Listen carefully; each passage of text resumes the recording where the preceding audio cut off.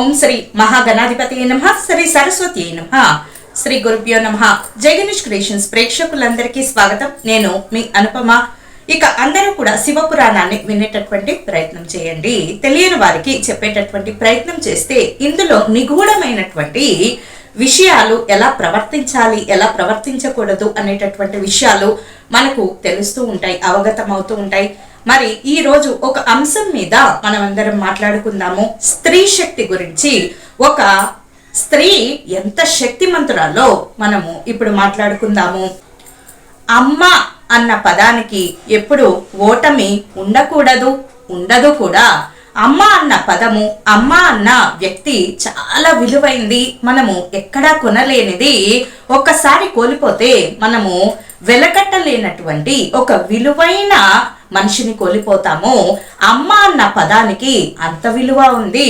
మరి ఇలాంటి విలువైనటువంటి స్త్రీలను, అమ్మను, అక్కను, చెల్లెను ఆదరించి గౌరవించి ఎంతో ప్రేమగా ఆప్యాయంగా నేనున్నాను అని భరోసా ఇవ్వవలసినటువంటి మరి కొంతమంది కామాంధులు చేసేటటువంటి పనులు చూస్తుంటే మరి స్త్రీకి ఎక్కడుందండి నిజమైన విలువ? ఎప్పుడైనా ఒక అత్యాచారం జరిగినప్పుడు, మానభంగం జరిగినప్పుడు ఎప్పుడూ కూడా స్త్రీనే నిందిస్తారు. కానీ ఒక్కసారైనా ప్రాథమిక విచారణ ఎందుకని సత్వరంగా చెయ్యరు? ఎందువల్ల ఆలస్యం అవుతుంది అంటే స్త్రీ రక్షణ కన్నా కూడా మరి ముఖ్యమైన పనులు అన్నీ ఉన్నాయా అండి మీకు? స్త్రీ రక్షణ కన్నా ఏది ముఖ్యమైనది కాదు. ఒక అమ్మని, చెల్లిని, అక్కని, అలాగే సాటి సోదరి మనల్ని కాపాడలేనటువంటి ప్రజానాయకుడు మనకు నిజంగా అవసరమా? మీరే గుర్తించాలి. కాబట్టి స్త్రీ ఎప్పుడు కూడా శక్తిమంతురాలే. స్త్రీ లాలించనుగలదు, అన్నము పెట్టగలదు, పాలించనుగలదు, నీకు మంత్రిలాగా సలహా ఇవ్వగలదు.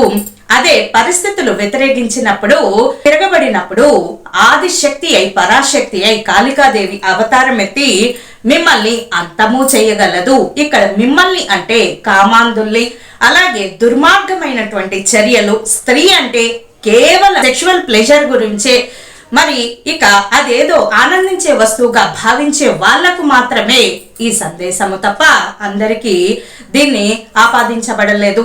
కాబట్టి స్త్రీని అమ్మలాగా గౌరవించాలి. అమ్మను, అక్కను, చెల్లెను, అలాగే సాటి సోదరి మనులను, కూతుర్ని గౌరవించిన వాడే ఎప్పుడైనా చరిత్రలో పైకి వస్తాడు. మరి స్త్రీకి గౌరవమే లేనప్పుడు ఇంట్లోనే కొంతమంది చూడండి, అమ్మకు, భార్యకు విలువనివ్వరు. మరి సంఘంలో పెద్ద పేరు ప్రఖ్యాతలు గాంచుతారు, కానీ వీరు ఎక్కడో అక్కడ దెబ్బతింటారు. ఇవన్నీ కూడా మనకు చరిత్ర నిరూపించింది. మరి ఒక ఉదాహరణ కావాలంటే రావణాసురుడు చాలా పెద్ద శివభక్తుడు, ఎంతో బల సంపన్నమైన వాడు, చాలా విద్యలు నేర్చినవాడు. అసలు అంతటి మహాశక్తివంతుడు, మహాశివభక్తుడు లేడు అని అనటంలో ఎటువంటి అతిశయోక్తి లేదు. అంటే అంత గొప్పవాడు రావణాసురుడు. ఒక స్త్రీని కామించినందువల్లనే, మరి ఒక స్త్రీ కారణంగానే మరి హతుడయ్యాడు రాముడి చేతిలో. ఈ రాముడికి సహాయం చేసింది ఎవరు? రాముడు చాలా గొప్పవాడు. అయినప్పటికీ ఆంజనేయుడు రామసేతు నిర్మాణంతో ఇక అందరూ కలిసి సీతమ్మ జాడను తెలుసుకొని ఏ విధంగా రాముడు సీతను రక్షించాడో అటువంటి సీతలందరినీ మనం రక్షించుకోవాలి. ఒంటరిగా ఎవరన్నా స్త్రీలు మరి బాధపడుతున్నప్పుడు, అఘాయిత్యం జరిగినప్పుడు దయచేసి ఆమెను విమర్శించవద్దు. ఆమె పరిస్థితిని బాగా అర్థం చేసుకొని అసలేం జరుగుతుంది, వెనక నిజమైన తప్పు ఎవరిదో నిలదీసి అడగాలి. లేదంటే ఇది ఇలాగే కంటిన్యూ అవుతూ ఉంటే, ఇది ఇలాగే జరుగుతూ పోతూ ఉంటే రేపొద్దున్న ప్రజానాయకుల ఇంట్లోనే అమ్మలు, అక్కలు, చెల్లెళ్ళు ఉంటారు. వాళ్ళ కూతుర్ని అత్యాచారం చేసినా ఆశ్చర్యపడక్కర్లేదు. కాబట్టి తస్మాత్ జాగ్రత్తగా ఉండండి. ప్రజానాయకులందరికీ కూడా సజెషన్ గా భావించండి. ఫస్ట్ మీరు స్త్రీ శక్తిని కాపాడండి. స్త్రీల అభిమానాన్ని, మానాన్ని కాపాడగలిగిన వాడే నిజమైన నాయకుడు. నాయకుడి లక్షణం ఏమిటి అంటే ఒక పెద్ద కొడుకులాగా, అమ్మ నేనున్నాను నీకు, అన్నలాగా నేనున్నాను నీ వెంట అని భరోసా ఇచ్చిన వాడే నిజమైన ప్రజానాయకుడు. అటువంటి ప్రజానాయకులు ఉన్నంత కాలము స్త్రీలు ఎప్పుడు హాయిగా స్వేచ్ఛగా జీవిస్తాడు. ఇక్కడ స్వేచ్ఛగా జీవించడం అంటే హాయిగా ప్రశాంతంగా బ్రతకడం అని అర్థము. మరి ఎంతమంది ఇలా ఆలోచిస్తున్నారు? స్త్రీల గురించే ప్రధానమైనటువంటి ఎజెండాను ఏర్పాటు చేయాలి. స్త్రీ రక్షణ గురించి ప్రత్యేకమైనటువంటి కౌన్సిలింగ్ ఏర్పాటు చేయాలి. మరి దూర ప్రాంతాలకు వెళ్ళి ఆలస్యం అవుతున్నప్పుడు, మరి మారుమూల పల్లెటూరులో ఒకవేళ జీవించేటటువంటి స్త్రీలైతే, మరి కాలేజీకి వెళ్ళే అమ్మాయిలు ఉంటారు.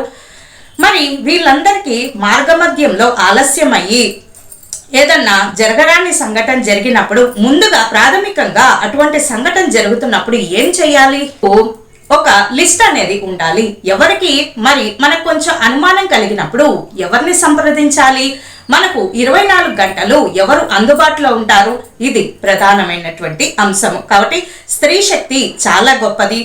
స్త్రీ లాలించనుగలదు, పాలించనుగలదు.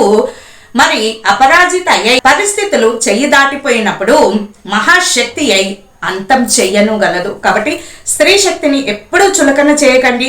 రక్షణ ఇవ్వలేక అత్యాచారాలు జరిగినటువంటి సందర్భంలో ప్రాథమిక నివేదిక తప్పనిసరిగా తీసుకోవాలి.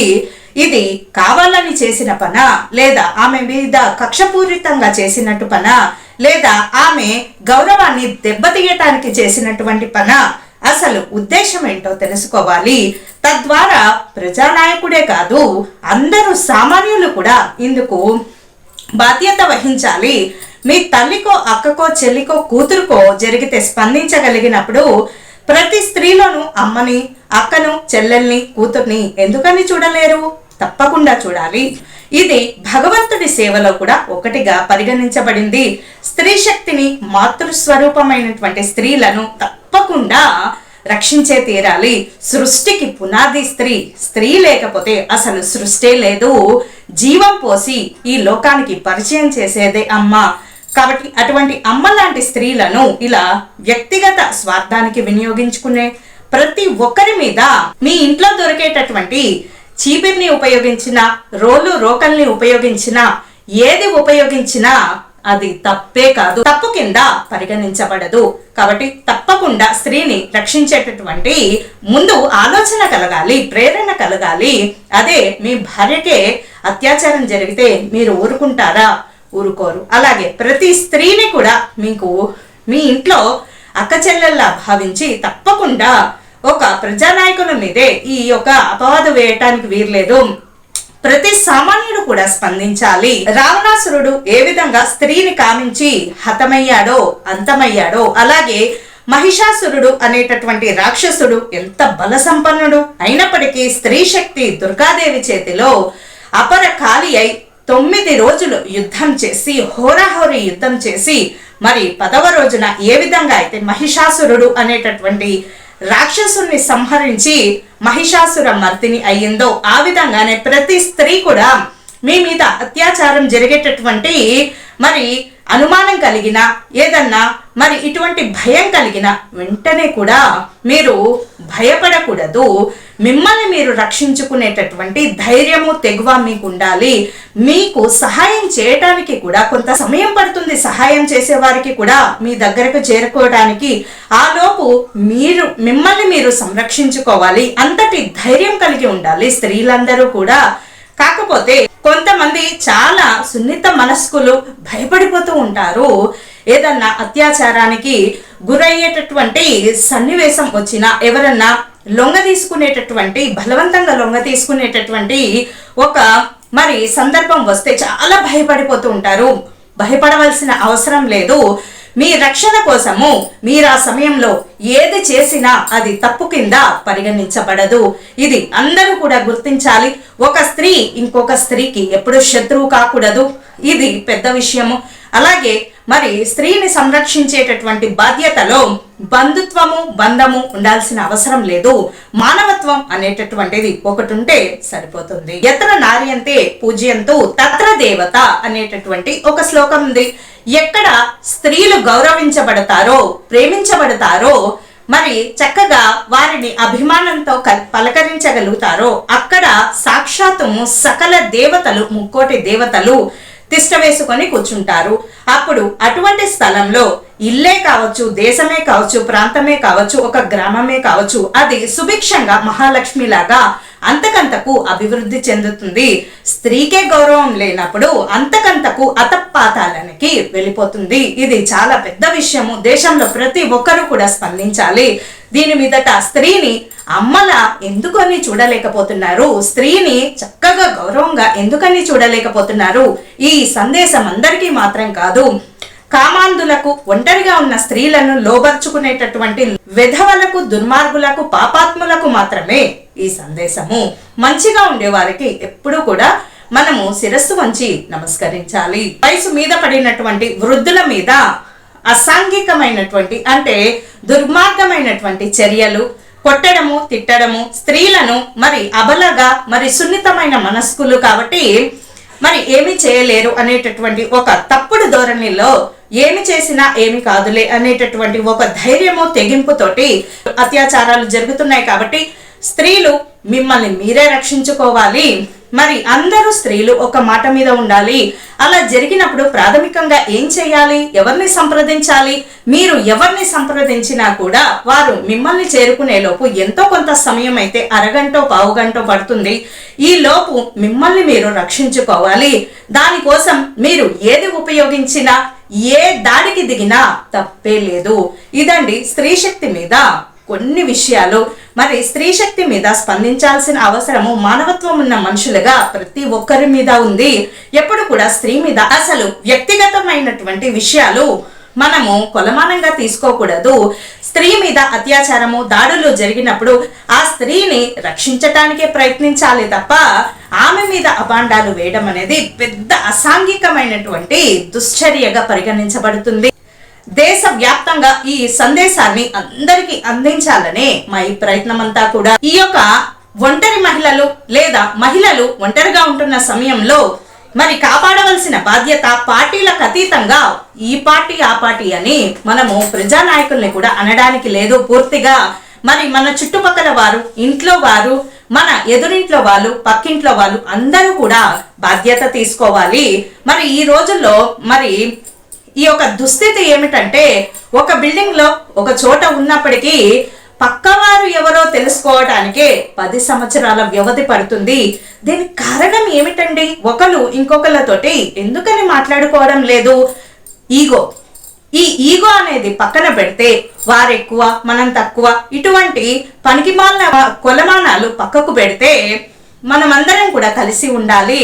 మరి వ్యక్తిగతంగా మనకు ఏమైనా ద్వేషాలున్నా కూడా ఆ సందర్భంలో మాత్రము మనము మద్దతు తెలిపే తీరాలి. కాబట్టి స్త్రీల రక్షణే మన ప్రధాన ఎజెండాగా ఉండాలి, ప్రధాన ప్రతిపాదికగా ఉండాలి. అప్పుడే ఇల్లు, దేశము, గ్రామము మొత్తము కూడా మరి అభివృద్ధి చెందుతుంది. అప్పుడే దేవతలు కూడా సంతోషిస్తారు. మరి పూల వృష్టి కురియాలన్నా, మహాలక్ష్మి తాండవం చేయాలన్నా స్త్రీ నవ్వుతూ ఉండాలి. ఏడుస్తూ ఉన్నప్పుడు మహాలక్ష్మి అనేది రానే రాదు. మహాలక్ష్మి అనేది ఎలా వస్తుంది? వచ్చే అవకాశమే లేదు. కాబట్టి మనసున్న ప్రతి మానవతావాది కూడా మరి స్త్రీల పట్ల పెద్ద కొడుకులాగా, ఒక తండ్రిలాగా మరి రక్షించగలిగితే దేశము చాలా బాగుపడుతుంది. గ్రామాలు, కుటుంబాలు అన్నీ కూడా బాగుపడతాయి. స్త్రీలు స్వేచ్ఛగా జీవించేటటువంటి సౌలభ్యాన్ని పొందగలుగుతారు. నేను మీ అనుపమ. అందరం ఆనందంగా ఉండాలి, అందులో మనము ఉండాలి అని కోరుకుంటూ లోక సమస్త సుఖినో భవంతు, సర్వే జనా సుఖినో భవంతు. స్వస్తి.